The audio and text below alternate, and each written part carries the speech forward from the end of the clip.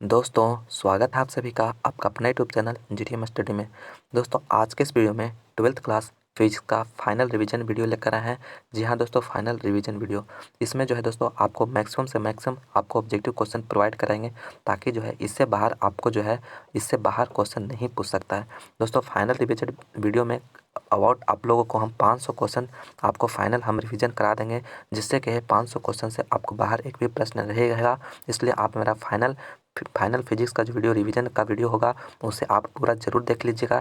एक भी वीडियो को आप स्किप नहीं करिएगा, क्योंकि दोस्तों इसमें आपको अबाउट 500 क्वेश्चन हम आपको इसमें जो है रिवीजन कराएंगे, ठीक है। इसलिए आप सभी वीडियो को जरूर देख लीजिएगा।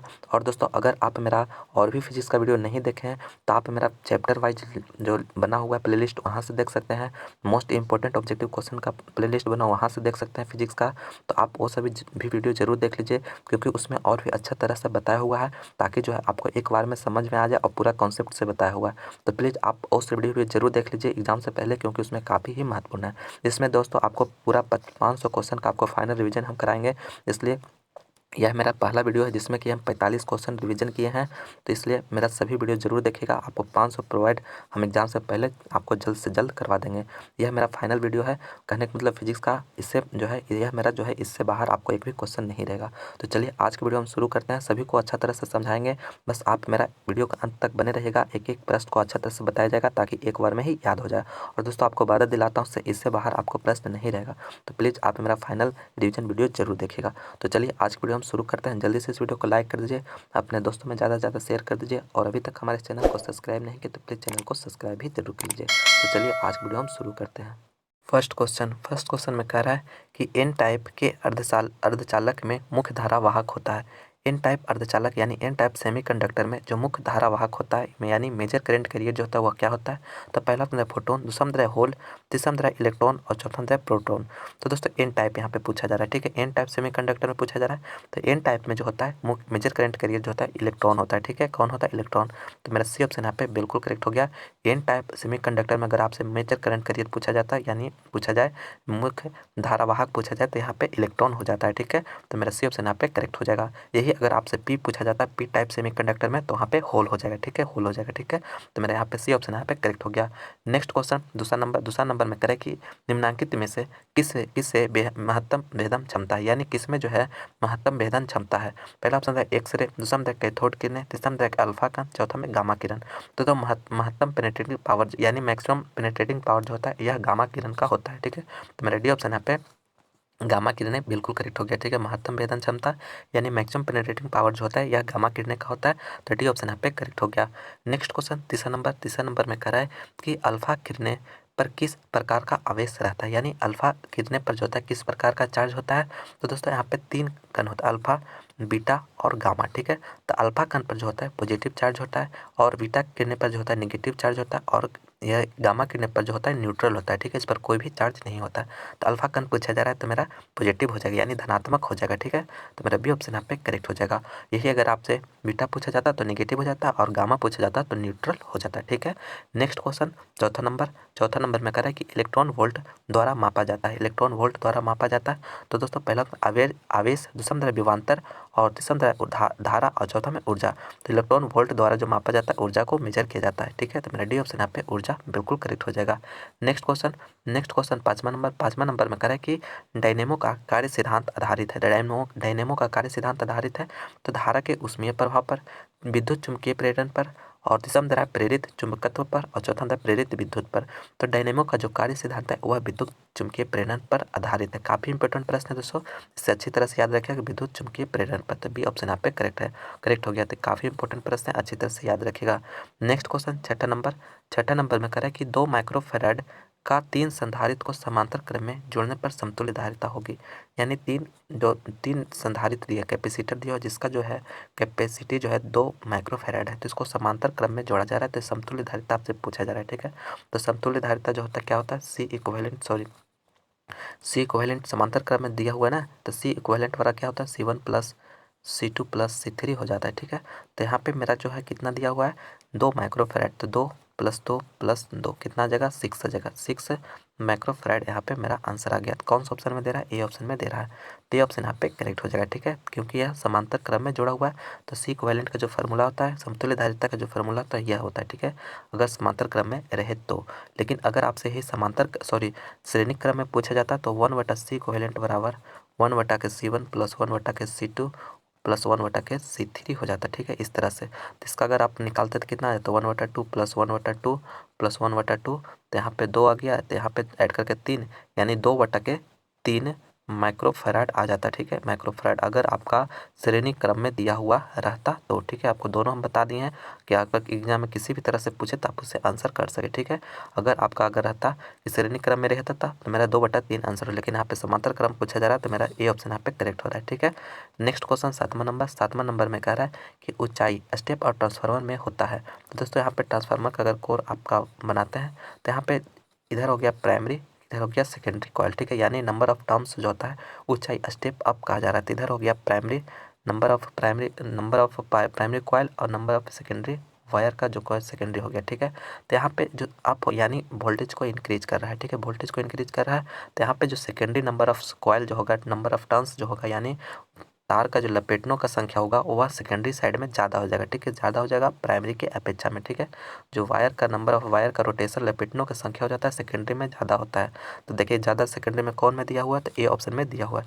तो ये ऑप्शन यहाँ पे करेक्ट हो जाएगा। ठीक है, ए ऑप्शन। यही अगर स्टेप डाउन रहता तो प्राइमरी वाला अधिक हो जाता है। ठीक है, प्राइमरी वाला अधिक हो जाता है, लेकिन यहाँ पे आपको कहा जा रहा है मैंने वोल्टेज को इंक्रीज कराएगा तो यहाँ सेकेंडरी वाला अधिक हो जाएगा। तो ये ऑप्शन यहाँ पे करेक्ट हो जाएगा। नेक्स्ट क्वेश्चन करने से पहले दोस्तों प्लीज़ इस वीडियो को लाइक नहीं किया तो लाइक जरूर करें, ज़्यादा से ज़्यादा दोस्तों में शेयर करें ताकि उन्हें भी हेल्प हो जाए। और अभी तक हमारे चैनल को सब्सक्राइब नहीं किया तो प्लीज़ चैनल को सब्सक्राइब भी जरूर कर लीजिए। नेक्स्ट क्वेश्चन 8वां नंबर में कह रहा है कि चुंबक के समान ध्रुव एक दूसरे को करते हैं। यानी चुंबक मैग्नेट का जो समान ध्रुव हो गया, यानी कि दो दो जो है मैग्नेट है तो यहाँ पे इधर नॉर्थ हो गया, इधर साउथ हो गया, इधर नॉर्थ हो गया, इधर साउथ हो गया। ठीक है, तो यहाँ पे दोनों समान ध्रुव जो होगा, दोनों जो होगा रिपेल करेगा। ठीक है, रिपेल करेगा, अट्रैक्ट नहीं करेगा। तो मेरा क्या हो जाएगा? विकर्षित। मेरा बी ऑप्शन यहाँ पे बिल्कुल करेक्ट हो गया। लेकिन यहाँ पे अपोजिट पोल होता तो यहाँ पे आकर्षित हो जाता। ठीक है, लेकिन यहाँ पे जो कह रहा है समान ध्रुव जो होगा वह एक दूसरे को, तो समान ध्रुव जो होगा विकर्षित करेगा यानी रिपेल करेगा। तो मेरा बी ऑप्शन यहाँ पे करेक्ट हो जाएगा। नेक्स्ट क्वेश्चन 9 नंबर में कह रहा है कि विद्युतीय परिपथ के किसी बिंदु पर सभी धाराओं का बीजगणितीय योग होगा। बीजगणितीय योग पहला ऑप्शन है अनंत होता है, दूसरा ऑप्शन शून्य होता है, तीसरा ऑप्शन धनात्मक होता है, चौथा ऑप्शन ऋणात्मक होता है। तो यहाँ पे विद्युतीय परिपथ में किसी भी एक पॉइंट पर सभी धाराओं का जो बीजगणितीय योग होता है दोस्तों वह शून्य होता है। तो मेरा बी ऑप्शन यहाँ पे बिल्कुल करेक्ट हो जाएगा, शून्य होता है। यह किरचॉफ का पहला रूल है। ठीक है, पहला रूल।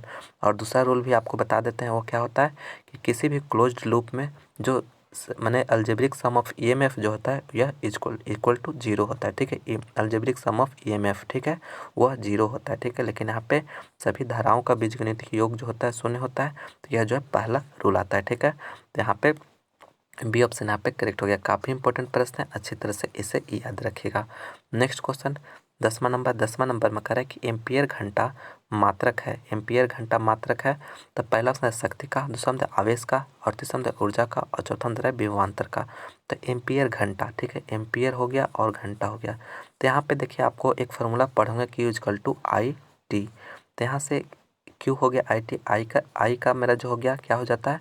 तो एम्पियर होता है, टी का मैंने सेकेंड होता है। ठीक है, तो यहाँ पे इसका किसका हो गया? चार्ज का, आवेश का। ठीक है, तो यहाँ पे एम्पियर से एम्पियर और सेकेंड को आवर में हम मैंने कर सकते हैं। तो मेरा यह किसका हो जाएगा? आवेश का हो जाएगा। ठीक है, यानी बी ऑप्शन यहाँ पे बिल्कुल करेक्ट हो जाएगा, आवेश का। काफ़ी इंपॉर्टेंट प्रश्न है दोस्तों, अच्छी तरह से इसे भी याद रखिएगा। एम्पियर घंटा जो मात्रक होता है आवेश का होता है। तो मेरा बी ऑप्शन यहाँ पे राइट आंसर हो जाएगा। नेक्स्ट क्वेश्चन 11 नंबर में कह रहा है कि प्रत्यावर्ती धारा के शिखर मान तथा वर्गमूल औसत वर्गमान का अनुपात है। यानी कि आपका जो है पीक वैल्यू और RMS value of alternating current का अनुपात आपसे पूछा जा रहा है। तो आप रिलेशन क्या पढ़े होंगे कि IRMS बराबर जो होता है I नोट बटा के √2 होता है। ठीक है, तो यहाँ पे देखिए पहले शिखर मान लिखा हुआ है, तो पहले आपको शिखर मान रखना है, उसके बाद जो है वर्गमूल औसत वर्गमान लिखा हुआ है। ठीक है, दोनों का अनुपात इस तरह से पूछ रहा है।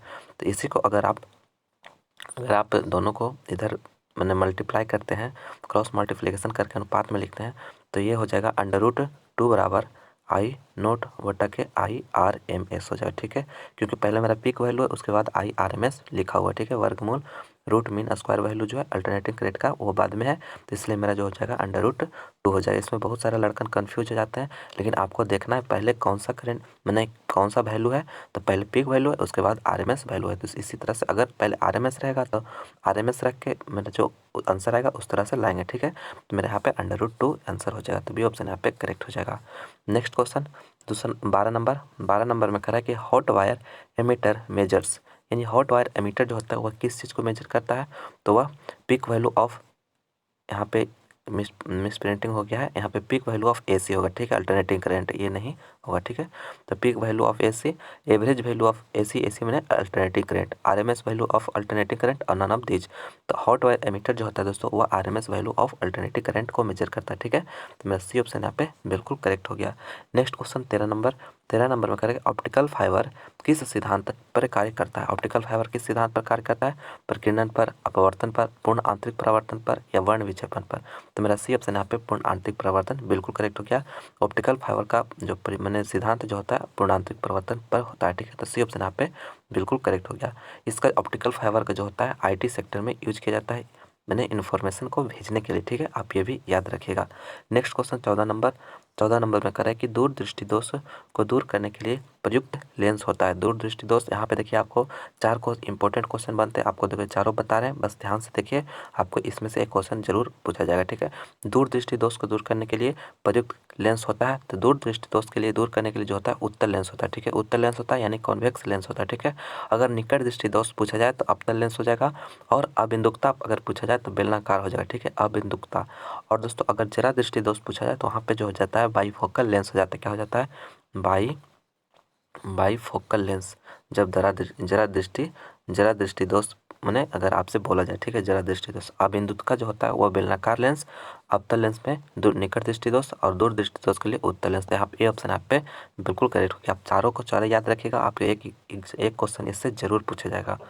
नेक्स्ट क्वेश्चन 15 नंबर में कह रहा है कि किसी नमूना का परमाणु क्रमांक Z परमाणु द्रव्यमान A है, इसके परमाणु में न्यूट्रॉन्स की संख्या होगी। यानी आपको जो है न्यूट्रॉन्स की संख्या आपसे पूछा जा रहा है। ठीक है, जिसमें जो है परमाणु क्रमांक A और परमाणु क्रमांक Z है और परमाणु द्रव्यमान A है। ठीक है, तो यहाँ पे न्यूट्रॉन्स की संख्या पूछा जाए तो न्यूट्रॉन की संख्या बराबर क्या होता है कि आप परमाणु द्रव्यमान में से अगर आप परमाणु क्रमांक को घटा देते हैं तो मेरा न्यूट्रॉन्स की संख्या निकल कर आ जाता है। तो मेरा कौन सा ऑप्शन है, डी ऑप्शन में दे रहा है A-Z, तो ये मेरा डी ऑप्शन यहाँ पे करेक्ट हो जाएगा। यही अगर आपसे प्रोटॉन की संख्या पूछा जाता है, प्रोटॉन की संख्या कितना होता है तो Z के बराबर हो जाता है, यानी परमाणु क्रमांक के बराबर जो होता है प्रोटॉनों की संख्या होता है। ठीक है, आपको दोनों याद रखना है, आपके एग्जाम में कोई भी पूछ सकता है, प्रोटॉन की भी संख्या पूछ सकता है, न्यूट्रॉन की भी संख्या पूछ सकता है। तो इसलिए मेरा जो हो गया यहाँ पे न्यूट्रॉन्स पूछा जा रहा है, तो मेरा डी आंसर यहाँ पे बिल्कुल करेक्ट हो गया। नेक्स्ट क्वेश्चन 16 नंबर में कह कि विद्युत जनित्र का सिद्धांत आधारित है। विद्युत जनित्र यानी जनरेटर का जो सिद्धांत आधारित है वो किस पर है, तो वह विद्युत चुंबकीय प्रेरण पर आधारित है। तो बी ऑप्शन यहाँ पे बिल्कुल करेक्ट हो गया, बी ऑप्शन यहाँ पे करेक्ट हो गया। नेक्स्ट क्वेश्चन 17 नंबर में कह रहा है कि स्वप्रेरकत्व सेल्फ इंडक्शन का SI मात्रक होता है। SI मात्रक आपसे पूछा जा रहा है सेल्फ इंडक्शन का। ठीक है, तो पहला में कूलम, दूसरा में वोल्ट, तीसरा में है ओम और चौथा में हेनरी। तो सेल्फ इंडक्शन का स्वप्रेरकत्व का जो SI यूनिट होता है वह हेनरी होता है। ठीक है, रेडी ऑप्शन यहाँ पे बिल्कुल करेक्ट हो जाएगा हेनरी। कूलम किसका होता है, तो आवेश का होता है, चार्ज का होता है। ठीक है, वोल्ट किसका होता है, विभवांतर का होता है, और ओम जो होता है रेजिस्टेंस का होता है। ठीक है, आप सभी याद रखिएगा। यहाँ पे स्वप्रेरकत्व पूछा जा रहा है सेल्फ इंडक्शन, तो यहाँ पे डी ऑप्शन यहाँ पे करेक्ट हो गया। नेक्स्ट क्वेश्चन 18 नंबर में कह रहे हैं कि लेंज का नियम संबंध है। तो लेंज का जो नियम संबंध है दोस्तों वह ऊर्जा से है। किससे, ऊर्जा से। तो मेरा सी ऑप्शन यहाँ पे बिल्कुल करेक्ट हो गया, ऊर्जा से। नेक्स्ट क्वेश्चन 19वां नंबर में कह रहा है कि आवेश का SI मात्रक क्या होता है। जस्ट अभी आपको बताएं दोस्तों, आवेश का जो SI मात्रक होता है वो क्या होता है, कूलम होता है। तो मेरा सी ऑप्शन यहाँ पे बिल्कुल करेक्ट हो गया, कूलम। और वोल्ट किसका होता है, विभवांतर का, एम्पियर किसका होता है, विद्युत धारा का, और कूलम जो हो गया आवेश का, और मेरा हो गया, तो सी ऑप्शन यहाँ पे करेक्ट हो जाएगा। नेक्स्ट क्वेश्चन 20वां नंबर में कह रहा है कि जूल पर कूलम कहलाता है। जूल पर कूलम यानी जूल पर कूलम जो है कहलाता है। तो यहाँ पे देखिए पहला दे रहा है ओम, दूसरा दे रहा है वोल्ट, और तीसरा दे रहा है एम्पियर, और चौथा में इनमें से कोई नहीं। तो एक फार्मूला आप पढ़े होंगे कि W = V Q होता है। ठीक है, तो W यानी वर्ग, तो वर्ग का यूनिट क्या होता है, जूल होता है, और यहाँ पे क्यू यानी चार्ज, चार्ज का यूनिट क्या होता है कूलम बराबर भी मैंने वोल्ट हो गया, ठीक है। तो मैंने विभवांतर वोल्टेज तो वी हो गया, इसका जो यूनिट क्या हो गया वोल्ट हो गया, ठीक है। तो यानी वोल्ट बराबर जो है हम कह सकते हैं वोल्ट बराबर जो है जूल पर कूलम कह सकते हैं। तो मेरा कौन सा ऑप्शन बी ऑप्शन यहाँ पे हो जाएगा, तो बी ऑप्शन यहाँ पे बिल्कुल करेक्ट हो जाएगा। नेक्स्ट क्वेश्चन 21वां नंबर में करें कि हेमेटाइट हेमाटाइट किस धातु का अयस्क है। हेमाटाइट जो है किस धातु का अयस्क है, तांबा के, लोहा के, सोना का या सोडियम के। तो हेमेटाइट जो अयस्क है दोस्तों वह किसका है, लोहा का है। तो मेरा बी ऑप्शन यहाँ पे बिल्कुल करेक्ट हो जाएगा, लोहा का। दोस्तों अगर अभी तक इस वीडियो को लाइक नहीं किया तो प्लीज़ दोस्तों वीडियो को लाइक जरूर करें, ज़्यादा से ज़्यादा अपने दोस्तों में शेयर करें, क्योंकि दोस्तों ज़्यादा से जरूर शेयर कीजिए क्योंकि उन्हें भी हेल्प हो जाए। और अभी तक हमारे चैनल को सब्सक्राइब नहीं किया तो प्लीज़ हमारे इस चैनल को जरूर सब्सक्राइब कर ले, ताकि आने वाले और भी वीडियो का नोटिफिकेशन आप लोगों को मिलता रहे। नेक्स्ट क्वेश्चन 22वां नंबर में कह रहा है कि जब कोई वस्तु किसी अवतल दर्पण के फोकस पर स्थित हो तो उसका प्रतिबिंब बनेगा। यानी कोई अवतल दर्पण है, उसका जो है कोई वस्तु को अगर फोकस पे रखा हुआ है तो उसका जो इमेज बनेगा वो कहाँ पे बनेगा, फोकस पर, अनंत पर, फोकस के अंदर, या इनमें से कोई नहीं। तो जब कोई वस्तु फोकस पर स्थित होता है तो उसका जो प्रतिबिंब बनता है अनंत पर बनता है, ठीक है। तो मेरा बी ऑप्शन यहाँ पे अनंत पर बिल्कुल करेक्ट हो गया। और यहाँ पे एक और याद रखिएगा कि अगर कोई वस्तु अनंत पे रहेगा तो उसका जो प्रतिबिंब बनता है फोकस पर बनता है, ठीक है। आपको दोनों याद रखना है, आपके एग्जाम में कोई भी पूछ सकता है, ठीक है। अनंत पे रहेगा तो फोकस पर, और जब फोकस पर वस्तु रहेगा तो अनंत पे बनता है, दोनों जस्ट उल्टा होता है। तो इसलिए मेरा जो है बी ऑप्शन यहाँ पे करेक्ट हो गया।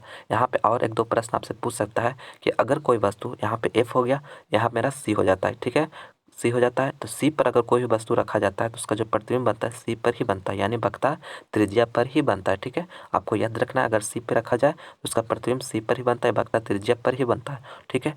अगर यहाँ पे अगर फोकस और सी के बीच में रखा जाए तो उसका जो प्रतिबिंब बनता है मेरा सी और अनंत के बीच बन जाता है, ठीक है। यहाँ पे अगर दोनों सी और एफ के बीच में रहेगा तो मेरा अनंत और सी के बीच में बनेगा। अगर मेरा जो है अगर कोई भी वस्तु अगर अनंत और सी के बीच में रहे तो उसका जो इमेज बनता है वह क्या सी और एफ के बीच में बनता है, ठीक है। इस तरह से आपको याद रखना अवतल दर्पण का जो भी कंडीशंस बनता है मैंने इमेज बनने का और वो मैंने जो ऑब्जेक्ट रखने का और इमेज बनने का, सभी को याद रखना। आपको एग्जाम में कोई भी पूछ सकता है, ठीक है।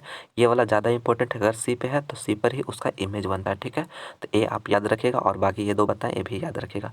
नेक्स्ट क्वेश्चन 23वां नंबर है किसी संधारित्र की धारिता का मात्रक होता है। यानी किसी भी संधारित्र का जो धारिता का मात्रक होता है वो क्या होता है, वोल्ट होता है, न्यूटन होता है, फैराड होता है, एम्पियर होता है। तो फैराड होता है, मेरा सी ऑप्शन यहाँ पे बिल्कुल करेक्ट हो गया, फैराड। नेक्स्ट क्वेश्चन 24 नंबर में करें कि प्लेटों के बीच की दूरी बढ़ने से संधारित्र की धारिता, यानी आप कहने मतलब प्लेटों के बीच की दूरी, इस तरह से मेरा जो होता है प्लेट होता है, प्लेट यहाँ पे होता है, तो कह रहा है प्लेटों के बीच की दूरी अगर बढ़ाते हैं तो संधारित्र की जो संधारिता का मात्रक होता है वो क्या होता है, बढ़ती है, घटती है, अपरिवर्तित रहती है, इनमें से कोई नहीं। तो यहाँ पे देखिए कैपेसिटी बराबर जो रिलेशन होता है डिस्टेंस का तो वह इन्वर्सली प्रोपोर्शनल होता है। यानी अगर आप डिस्टेंस को बढ़ाते हैं दोनों का, ये मेरा जो डी बढ़ाते हैं तो इसका कैपेसिटी जो होता है क्या हो जाता है, डिक्रीज हो जाता है, ठीक है। क्या हो जाता है, डिक्रीज। तो मेरा बी ऑप्शन यहाँ पे बिल्कुल करेक्ट हो गया, डिक्रीज। ये रिलेशन आप याद रखिएगा, अगर आप डिस्टेंस को बढ़ाते हैं, प्लेटों के बीच के डिस्टेंस बढ़ाते हैं तो कैपेसिटी क्या हो जाएगा, डिक्रीज हो जाएगा। अगर इसको कम करिएगा तो यह इंक्रीज होगा, ठीक है। दोनों इन्वर्सली प्रोपोर्शनल है, तो इसलिए मेरा बी ऑप्शन यहाँ पे करेक्ट हो गया। नेक्स्ट क्वेश्चन 25वां नंबर में करें कि चुंबकीय लंबाई का मान और रेखीय लंबाई के मान का लगभग कितना गुना होता है। काफ़ी इंपॉर्टेंट प्रश्न है दोस्तों, काफ़ी इंपॉर्टेंट, इसे देखिए ध्यान से देखिएगा। कह रहा है चुंबकीय लंबाई यानी मैग्नेटिक लेंथ और रेखीय लंबाई यानी ज्योमेट्रिक लेंथ। देखिए इस तरह से अगर कोई मैग्नेट है, ठीक है, मैग्नेट है, यहाँ से पोल और पोल के बीच के जो डिस्टेंस होता है यह जो हो जाता है मैग्नेटिक लेंथ हो जाता, सॉरी मैग्नेटिक लेंथ, हाँ एलएम हो जाता है, ठीक है। एलएम से इसको डिनोट करते हैं। और यहाँ पे पूरा जो है मैंने चुंबक को पूरा का लेंथ जो हो जाता है वो एलजी हो जाता है, ठीक है, एलजी यानी ज्योमेट्रिक लेंथ। तो यहाँ पे देख रहे हैं आप ज्योमेट्रिक लेंथ जो होगा मैंने इससे ज़्यादा हो रहा है, ठीक है, आपसे ज़्यादा, इससे ज़्यादा, यानी ये मेरा बड़ा है ये छोटा है, ठीक है। तो यहाँ पे आपको जो दोनों में रिलेशन पूछा जा रहा है कि क्या होगा, तो यहाँ पे मेरा एलएम बराबर जो होता है, एलएम बराबर जो होता है, एलएम बराबर 0.82 LG के बराबर होता है, ठीक है। आप ये रिलेशन याद रखिएगा, यहाँ पे देखिए कट करके लिखते हैं, एलएम बराबर जो हो गया 0.82 0.82 LG के बराबर होता है, ठीक है। ये रिलेशन आप याद रखिएगा, ठीक है। तो मेरा कौन सा ऑप्शन हो जाएगा, मेरा बी ऑप्शन यहाँ पे इतना गुना हो जा रहा है, तो ये मेरा बी ऑप्शन यहाँ पे बिल्कुल करेक्ट हो जाएगा, ठीक है। बट यहाँ पे बी करेक्ट हो जाएगा। यहाँ पे मेरा बट्टा में भी आपसे ऑप्शन में दे सकता है, तो एलएम बराबर जो होता है 5/6 LG होता है, ठीक है। बटा में भी आप याद रखें क्योंकि इसको डिवाइड अगर करते हैं तो लगभग इसी के वैल्यू के बराबर आ जाएगा, ठीक है। तो मेरा बी ऑप्शन यहाँ पे करेक्ट हो जाएगा। नेक्स्ट क्वेश्चन छब्बीस नंबर में करें कि निम्न में सही संबंध है। कौन जो है राइट रिलेशन दिया हुआ है, तो रिलेशन आपको पता है कि IRMS बराबर जो हो जाता है I0 बटा के √2 हो जाता है। तो मेरा सी ऑप्शन यहाँ पे बिल्कुल करेक्ट हो जाएगा। ठीक है, सी ऑप्शन यहाँ पे करेक्ट हो गया। नेक्स्ट क्वेश्चन 27वां नंबर में करें जनरेटर कितने प्रकार के होते हैं। जनरेटर कितने प्रकार के होते हैं, 1, 2, 3 या 4। तो जनरेटर जो होते हैं 2 प्रकार के होते हैं। ठीक है, तो मेरा बी ऑप्शन यहाँ पे जनरेटर 2 प्रकार के होते हैं, तो बी ऑप्शन यहाँ पे करेक्ट हो गया। नेक्स्ट क्वेश्चन 28वां नंबर कि चुंबक के दोनों ध्रुवों को मिलाने वाली रेखा को कहते हैं। यानी चुंबक यानी इस तरह से चुंबक है, नॉर्थ हो गया साउथ हो गया पोल, मेरा इस तरह दोनों ध्रुवों को यानी नॉर्थ पोल और साउथ पोल को मिलाने वाली रेखा को क्या कहते हैं, चुंबकीय क्षेत्र कहते हैं, चुंबकीय ध्रुव कहते हैं, चुंबकीय अक्ष कहते हैं, इनमें से कोई नहीं, जिसे चुंबकीय अक्ष कहते हैं। ठीक है, तो मेरा सी ऑप्शन यहाँ पे चुंबकीय अक्ष बिल्कुल करेक्ट हो गया। दोनों ध्रुव को मिलाने वाली रेखा को चुंबकीय अक्ष कहा जाता है, तो सी ऑप्शन यहाँ पे करेक्ट हो गया। नेक्स्ट क्वेश्चन 29 नंबर में करा है कि किसी प्रतिवर्ती धारा का समीकरण I इतना दिया हुआ है, तो धारा का आवृत्ति काफ़ी इंपॉर्टेंट प्रश्न है दोस्तों। धारा का आवृत्ति आपसे पूछा जा रहा है यानी फ्रीक्वेंसी पूछा जा रहा है, तो आप फार्मूला हम आपको बता रहे हैं ओमेगा = 2πf आपको याद रखना। ठीक है, ये फार्मूला याद रखना है।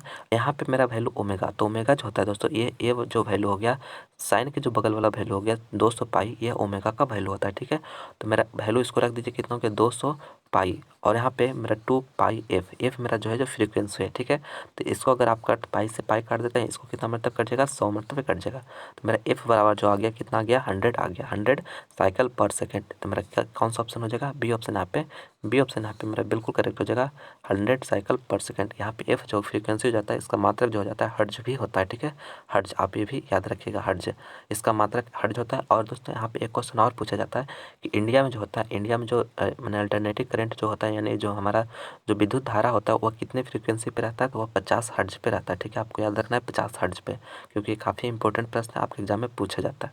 50 हर्ज आप याद रखिएगा। नेक्स्ट क्वेश्चन 31वां नंबर कह रहा है कि दशमिक संख्या 11 का द्विधारी होता है। यानी आपको 11 जो डेसिमल नंबर है उसको आपको बाइनरी में कन्वर्ट करना है। तो आपको पहले भी हम बताए हैं कि जो भी आपका डिजिट दिया हुआ रहेगा इस तरह से आपको लिख लेना है और 2 से हमें भागा देना है। तो 2 से भागा दीजिए कितना मतलब 5 मरतबे, मेरा 5 दूनी 10, शेषफल कितना आ गया 1 आ गया, तो एक यहाँ पे लिख लीजिएगा। फिर 2 से भागा लगाइएगा कितना में लगेगा 2 मरतबे, 2 दूनी 4, फिर मेरा शेषफल 1 आ गया। फिर 2 से भागा लगाते हैं तो मेरा कितना आ जाएगा 1 मरतबे यहाँ पे कट जाएगा, लेकिन यहाँ पे अभी शेषफल कुछ भी नहीं बचेगा, तो यहाँ पे 0 हो गया। अब यहाँ से नीचे से ऊपर लिखना है, आप ऊपर से नीचे लिखने के लिए गलती मत करिएगा। ठीक है, क्योंकि आपको जो है नीचे से ऊपर की ओर लिखना रहता है। अगर आप ऊपर से नीचे लिख देंगे तो वह आपका आंसर गलत हो जाएगा। ठीक है, तो नीचे से ऊपर की ओर लिखेंगे कितना का 1011। ठीक है, 11, तो इसी को अगर आप यहाँ पे 2 हो जाएगा 11 सॉरी 1011। तो मेरा कौन सा ऑप्शन में मिल रहा है, मेरा ए ऑप्शन में मिल रहा है, तो ए ऑप्शन यहाँ पे बिल्कुल करेक्ट हो जाएगा 1011। ठीक है, क्या मेरा आया 1011 आ गया, तो इस तरह से मेरा ए ऑप्शन यहाँ पे करेक्ट हो गया। और यहाँ पे अगर आप चेक करना चाहते हैं कि मेरा जो वैल्यू है निकालें वो सही है या नहीं, तो देखिए आपको उसका भी रूल बता देते हैं। यहाँ से कुछ नहीं, 2 आपको लिख देना है। ठीक है, यहाँ पे पावर 0 1 2 3 इस तरह से लिख दीजिएगा 2 के पावर में। ठीक है, और यहाँ पे सबसे पहले जो 0 रहेगा उसको आप फटाक दे काट दीजिएगा। यहाँ पे आप जो है अब सभी को ऐड करके लिखते जाना है। तो यहाँ पे 1 गुना में, ये सब गुना में रहता है। ठीक है, 1 गुना इतना, तो 2 के पावर 0 कितना 1 आ गया, प्लस 2 के पावर 0 तो 1 होता है, और 2 के पावर 1 है तो 2 हो गया, प्लस और 2 के पावर 3 है तो 8 हो गया। तो 8 2 10 और 1 11 आ गया मेरा, यानी में हम जो वैल्यू निकाले हैं वह मेरा करेक्ट हो गया। ठीक है, तो इसलिए मेरा जो हो गया ए ऑप्शन यहाँ पे करेक्ट हो गया। इस तरह से आप याद रखिएगा, चेक भी जरूर कर लीजिएगा, क्योंकि एक क्वेश्चन इससे आपका एग्जाम में जरूर पूछा जाता है, तो चेक जरूर कर लीजिएगा दोस्तों। नेक्स्ट क्वेश्चन 31 नंबर में करा है कि ब्रिस्टर का नियम है, यानी ब्रिस्टर्स लॉ जो है वह क्या है, तो ब्रिस्टर लॉ जो हमें देता है μ = 10 IP। ठीक है, μ = 10 IP, तो यह मेरा जो है मेरा ब्रिस्टर्स लॉ इसे कहा जाता है। ठीक है, म्यू जो हो गया रिफ्रैक्टिव इंडेक्स हो गया, और IP जो हो गया पोलराइजेशन एंगल हो जाता है। ठीक है, तो मेरा कौन सा ऑप्शन में दे रहा है, मेरा जो है सी ऑप्शन में मिला है, तो सी ऑप्शन यहाँ पे बिल्कुल करेक्ट हो गया। ब्रिस्टर्स लॉ जो होता है μ = 10 IP होता है, तो सी ऑप्शन यहाँ पे करेक्ट हो गया। नेक्स्ट क्वेश्चन 32 नंबर में कह रहा है कि प्रतिवर्ती धारा का मापा जाता है, प्रतिवर्ती धारा को मापा जाता है गैल्वेनोमीटर से, चल कुंडली अमीटर से, तप्त तार अमीटर से, या इनमें से कोई नहीं। तो धारा को जो मापा जाता है गैल्वेनोमीटर से मापा जाता है। ठीक है, तो मेरा ए ऑप्शन यहाँ पे बिल्कुल करेक्ट हो गया गैल्वेनोमीटर, तो ए ऑप्शन यहाँ पे बिल्कुल करेक्ट हो गया। नेक्स्ट क्वेश्चन करने से पहले दोस्तों आपसे एक छोटी रिक्वेस्ट है, प्लीज़ इस वीडियो को लाइक करें अभी तक लाइक नहीं किया तो प्लीज़ लाइक करें, ज़्यादा से ज़्यादा अपने दोस्तों में से शेयर करें। और अभी तक हमारे चैनल को सब्सक्राइब नहीं किया तो प्लीज़ हमारे चैनल को सब्सक्राइब जरूर कर लें, क्योंकि आने वाले और भी अच्छे अच्छे वीडियो आपको उसको नोटिफिकेशन आप लोगों को तुरंत मिले, तो प्लीज़ सब्सक्राइब जरूर कर लीजिएगा। नेक्स्ट क्वेश्चन 33 नंबर में कह रहा है कि तप्त तार एमीटर मापता है प्रतिवर्ती धारा का, यानी जो हॉट वायर एमीटर होता है वह क्या मेजर करता है प्रतिवर्ती धारा का, तो वह मूल औसत वर्ग धारा को मेजर करता है। तो मेरा सी ऑप्शन यहाँ पे बिल्कुल करेक्ट हो गया, सी ऑप्शन यहाँ पे करेक्ट हो गया। और दोस्तों अगर आप मेरा और भी दूसरे सब्जेक्ट का वीडियो देखना चाहते हैं तो उसका लिंक डिस्क्रिप्शन में दिया हुआ है, वहाँ पर जाकर आप उसे ज़रूर देखिए, क्योंकि उसमें काफ़ी सिलेक्टेड क्वेश्चन कराया गया है, काफ़ी केस क्वेश्चन कराया गया है, जो कि आपके बोर्ड एग्जाम के लिए काफ़ी ही महत्वपूर्ण है। आप एग्जाम से पहले वो सभी वीडियो जरूर देख लीजिए, ताकि आपका जो है बोर्ड में एक भी क्वेश्चन नहीं छूटे। तो प्लीज़ आप उस वीडियो को जरूर देखिए। नेक्स्ट क्वेश्चन 34 नंबर में कह रहा है कि पी टाइप के अर्धचालक में मुख्य धारा वाहक होता है। पी टाइप, यहाँ पे देखिए पी टाइप अर्ध सेमीकंडक्टर आपको दिया हुआ है। तो पहला ऑप्शन रहा इलेक्ट्रॉन, दूसरा रहा होल, और तीसरा रहा फोटोन, और चौथा रहा है प्रोटॉन। तो यहाँ पे देखिए दो तरह का होता है, पी टाइप और एन टाइप। तो पी टाइप अगर आपसे पूछे, पी टाइप सेमीकंडक्टर दे और एन टाइप दे, तो दोनों में आपको हम बता दे रहे हैं एन टाइप है। तो यहाँ पे अगर पी टाइप पूछे तो अगर मुख्य धारा वाहक यानी मेजर करंट करिए जो होता है क्या हो जाता है, होल हो जाता है, होल। आपको याद रखना है होल। और इसमें जो हो जाता है एन टाइप में जो हो जाता है क्या हो जाता है, इलेक्ट्रॉन हो जाता है। क्या हो जाता है, इलेक्ट्रॉन। दोनों का आप याद रखिएगा। यहाँ पे पी टाइप में होल हो जाता है और एन टाइप में जो होता है इलेक्ट्रॉन हो जाता है। तो मेरा यहाँ पे पी टाइप के लिए पूछा जा रहा है तो क्या हो जाएगा, होल हो जाएगा। तो मेरा बी ऑप्शन यहाँ पे बिल्कुल करेक्ट हो जाएगा। अगर यही एन टाइप के लिए पूछा जाता तो इलेक्ट्रॉन हो जाता। काफ़ी इंपॉर्टेंट प्रश्न है, अच्छी तरह से इसे याद रखिएगा। नेक्स्ट क्वेश्चन मेरा है 35 नंबर की आवेश वितरण से ऊर्जा का ह्रास होता है, ऊर्जा की वृद्धि होती है, ऊर्जा का मान नियत रहता है, इनमें से कोई नहीं। तो आवेश वितरण से जो होता है ऊर्जा का ह्रास होता है। तो ये ऑप्शन यहाँ पे ऊर्जा का ह्रास होता है, बिल्कुल करेक्ट हो गया। ठीक है, ये ऑप्शन यहाँ पे करेक्ट हो गया। नेक्स्ट क्वेश्चन 36 नंबर में कह रहा है कि किसी चालक की जो धारिता होती है वो क्या होता है। तो आप फार्मूला पढ़ेंगे कि मेरा सी बराबर जो होता है वह क्यू बाई भी होता है, यानी आवेश और विभव के अनुपात के तुल्य होता है। कैपेसिटी जो होता है आवेश और विभव के अनुपात के तुल्य होता है। तो मेरा सी ऑप्शन यहाँ पे बिल्कुल करेक्ट हो गया, सी ऑप्शन यहाँ पे करेक्ट हो गया। काफ़ी इंपॉर्टेंट रिलेशन है दोस्तों, आप इसे अच्छी तरह से याद रखिएगा। ठीक है, सी इजक्वल टू क्यू बाई भी। तो मेरा सी ऑप्शन यहाँ पे करेक्ट हो गया। नेक्स्ट क्वेश्चन 37 नंबर में कह रहा है कि ये भी काफ़ी इंपॉर्टेंट प्रश्न है कि अनेक छोटे छोटे संधारित्र को मिलाकर निम्नांकित में से किस प्रकार की जोड़ा जाए कि महत्तम विद्युत धारिता प्राप्त हो सके। ठीक है, यानी बहुत सारा जो छोटे छोटे संधारित्र कैपेसिटर्स दिया हुआ है आपको उसको किस तरह से अगर आप जोड़ते हैं कि जो है महत्तम विद्युत धारिता आपको प्राप्त होगा।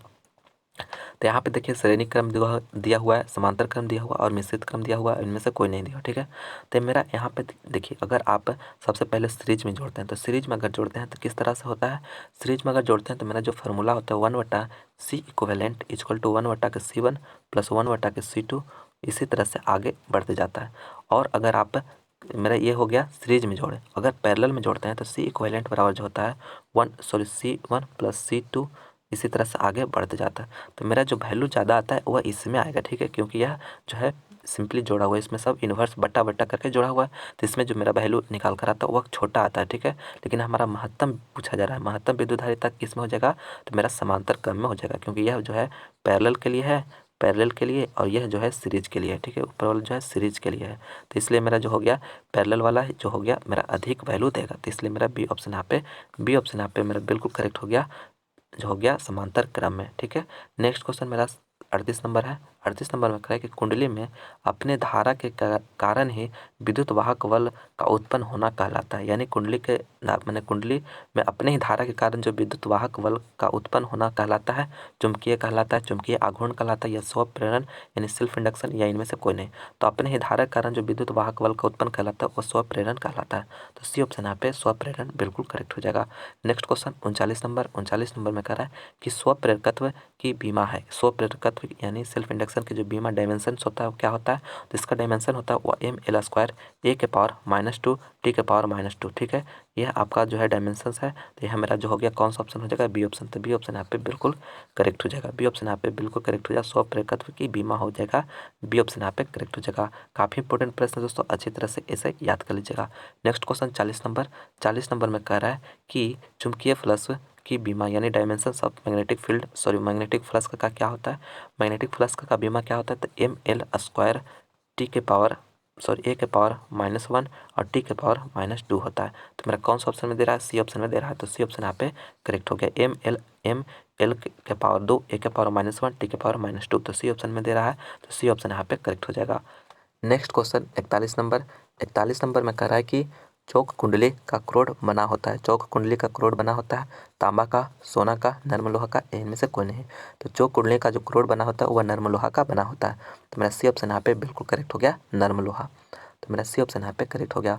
दोस्तों अगर आप मेरा फिजिक्स का टॉप 100 का वीडियो नहीं देखें तो उसका लिंक डिस्क्रिप्शन में प्लेलिस्ट का दिया हुआ है, वहाँ पर जाकर आप देख लीजिएगा, क्योंकि उसमें top 100 objective most important objective question provide किया गया है, जो कि आपके बोर्ड एग्जाम के लिए काफ़ी ही महत्वपूर्ण है। और मेरा फिजिक्स का हो गया और केमिस्ट्री का अगर नहीं देखें तो उसका भी लिंक है, वहाँ पे जाकर आप उसे ज़रूर देख लीजिएगा, क्योंकि उसमें काफ़ी सिलेक्टेड क्वेश्चन बताया गया है जो कि आपके बोर्ड एग्जाम में उससे ज़रूर प्रश्न पूछे जाएगा। तो प्लीज़ आप उस वीडियो को ज़रूर देखें। नेक्स्ट क्वेश्चन 42 नंबर में कह रहा है कि लेंज का नियम किस संरक्षण सिद्धांत से संबंधित है। तो लेंज का नियम जो संरक्षण सिद्धांत से संबंधित है वह किसका है? आवेश के, द्रव्यमान के, ऊर्जा के या संवेग के। तो लेंज के नियम जो संरक्षण सिद्धांत से संबंधित है वह ऊर्जा के हैं। तो मेरा सी ऑप्शन यहाँ पे ऊर्जा के बिल्कुल करेक्ट हो गया। नेक्स्ट क्वेश्चन 43 नंबर में कह रहा है, तो प्लीज़ दोस्तों इस वीडियो को लाइक नहीं किया तो लाइक जरूर करें, ज़्यादा से ज़्यादा अपने दोस्तों में शेयर करें। अभी तक हमारे चैनल को सब्सक्राइब नहीं किया तो प्लीज़ चैनल को सब्सक्राइब भी जरूर कर लीजिए। नेक्स्ट क्वेश्चन 43 नंबर में कह रहा है कि कार्बन प्रतिरोध का कलर कोड में काला रंग का मान होता है। कार्बन प्रतिरोध में जो कलर कोड का काला रंग का पूछा जा रहा है, ठीक है, काला रंग का पूछा जा रहा है का मान होता है। आपको हम ट्रिक क्या बताए थे कि बी रो ए जी बी के लिए, ठीक है, बी रो ए जी बी के लिए यहाँ पे नंबरिंग 0 1 2 3 4 5 6, ठीक है। तो इस तरह से मेरा कहते हैं बीबी रॉय जीवी के लिए। तो यहाँ से बी हो गया black, brown, red, orange, yellow, green, blue, इसमें से किसी भी कलर का आपसे पूछ सकता है। तो यहाँ पे मेरा जो हो गया ब्लैक, तो ब्लैक यहाँ पे कितना पे आ रहा है? मेरा 0 पे आ रहा है, ठीक है। काला काला रंग के लिए कितना आ गया? मेरा 0 पे आ रहा है। तो मेरा कौन सा ऑप्शन? ए ऑप्शन में दिया हुआ है, तो ए ऑप्शन यहाँ पे बिल्कुल करेक्ट हो जाएगा। यही अगर हमसे पूछा जाता कि जो होता है ग्रीन के लिए कितना होता है, तो 5 हो जाता है, ठीक है, ग्रीन के लिए 5 हो जाता है। रेड के लिए कितना होता है? तो 2 होता है। इस तरह से आपको वैल्यू याद रखना है कि बी रोए जीबी के लिए। इस तरह से आपको ट्रिक हम बताए थे पहले, एक ऑलरेडी इस पर हम वीडियो अपलोड कर चुके हैं, अगर नहीं देखे हैं तो आप वहां से जाकर आप देख लीजिएगा, ठीक है। अब इस पर ट्रिक हम बताए हुए हैं। तो हमारा ए ऑप्शन यहाँ पे करेक्ट हो गया। नेक्स्ट क्वेश्चन 44 नंबर में कह रहा है कि दो समान धारिता सी वाले संधारित्र को समांतर क्रम में जोड़ने पर उसकी समतुल्य धारिता होती है। यानी दो है समान धारिता कैपेसिटी सी वाला जो है संधारित्र है, उसको समांतर क्रम में जोड़ा हुआ है, ठीक है। इस तरह से मेरा जो है देखिए, एक प्लेट हो गया और एक प्लेट हो गया, ये दो संधारित्र है, इसको जो है समांतर क्रम में जोड़ा हुआ है। तो यहाँ पे दोनों का जो कैपेसिटी सी है, तो आपसे पूछा जा रहा है कि उसका समतुल्य धारिता होगा वह क्या होगा। तो अभी जस्ट आपको हम पीछे फार्मूला बताए थे कि अगर समांतर क्रम में रहता है तो उसका सी इक्विवेलेंट का जो फार्मूला होता है क्या होता है? C1 प्लस C2 होता है। तो दोनों समान है तो C प्लस C हो जाएगा, कितना जगह? मेरा 2C हो जाएगा। तो मेरा कौन सा ऑप्शन? मेरा सी ऑप्शन में दिया हुआ है, तो मेरा यहाँ पे सी ऑप्शन यहाँ पे बिल्कुल करेक्ट हो जाएगा, ठीक है। यही अगर आपको सीरीज में पूछा जाता तो क्या होता कि 1/C equivalent equal to 1/C1 plus 1/के C2। तो यहाँ पे 1/C प्लस 1/C, तो यहाँ पे C हो जाता और 1 1 2 हो जाता। यानी मेरा जो C इक्विवेलेंट जस्ट इसका उल्टा हो जाता, तो C इक्विवेलेंट बराबर क्या हो जाता? C इक्विवेलेंट बराबर C/2 हो जाता, ठीक है। लेकिन यहाँ पे जो है समांतर क्रम में दिया हुआ है, तो इसलिए मेरा ये सीरीज के लिए बताएं, हम सीरीज के लिए इस तरह से निकालेंगे और समांतर के लिए पहले भी हम बता चुके हैं। तो मेरा सी ऑप्शन यहाँ पे राइट हो जाएगा, ठीक है। नेक्स्ट क्वेश्चन 45 नंबर में कह रहा है कि दोस्तों यह मेरा जो है फिजिक्स का फाइनल रिवीजन वीडियो है, क्योंकि दोस्तों आपको हम इसमें फाइनल रिवीजन वीडियो में जो है आपको मोस्ट जो इम्पोर्टेंट ऑब्जेक्टिव क्वेश्चन आपको सभी आपको एग्जाम से पहले हम आपको प्रोवाइड करा देंगे, जिसमें से कि अबाउट हम मैक्सिमम से मैक्सिमम क्वेश्चन करना चाहेंगे। तो प्लीज़ आप मेरा फाइनल वीडियो का रिवीजन जो है फिजिक्स का आप पूरा वीडियो ज़रूर देख लीजिएगा, क्योंकि इससे बाहर आपको क्वेश्चन एक भी नहीं रहेगा, ठीक है। तो यह मेरा फाइनल रिवीजन चल रहा है फिजिक्स का। नेक्स्ट क्वेश्चन में कह रहा है कि निम्न में से किस में प्रकाश का वेग सबसे महत्तम होगा, यानी प्रकाश लाइट ऑफ वेलोसिटी किस में जो होगा सबसे मैक्सिमम होगा? निर्वात में, पानी में, शीशा में, हवा में। तो दोस्तों आप इस प्रश्न का आंसर आप हमें कमेंट करके बताइएगा कि इसका राइट आंसर क्या होगा। तो प्लीज़ इसका आंसर हमारे कमेंट बॉक्स में कमेंट करके ज़रूर बताइएगा कि इसका राइट आंसर क्या होगा। तो दोस्तों यह मेरा आज का लास्ट क्वेश्चन था। तो प्लीज़ इस वीडियो को लाइक करें, ज़्यादा से ज़्यादा अपने दोस्तों में शेयर करिए, क्योंकि दोस्तों उन्हें भी मदद मिले। तो प्लीज़ आप ज़्यादा से ज़्यादा अपने दोस्तों में शेयर करें, और अभी तक हमारे चैनल को सब्सक्राइब नहीं किया तो प्लीज़ चैनल को सब्सक्राइब करके बेल आइकन को जरूर प्रेस कर लीजिएगा, ताकि नए वीडियो का नोटिफिकेशन आप लोगों को मिलता रहे। दोस्तों आप लोग बहुत ज़्यादा जो है मेहनत करिए अब, क्योंकि आपका समय बहुत ही कम बचा हुआ है। तो आप जितना टाइम हो सके अपना स्टडी में लगाइए और ज़्यादा से ज़्यादा मेहनत करिए। तो चलिए हम मिलते हैं हम अगले वीडियो में कुछ नए नॉलेज के साथ। इस वीडियो को देखने के लिए बहुत बहुत धन्यवाद।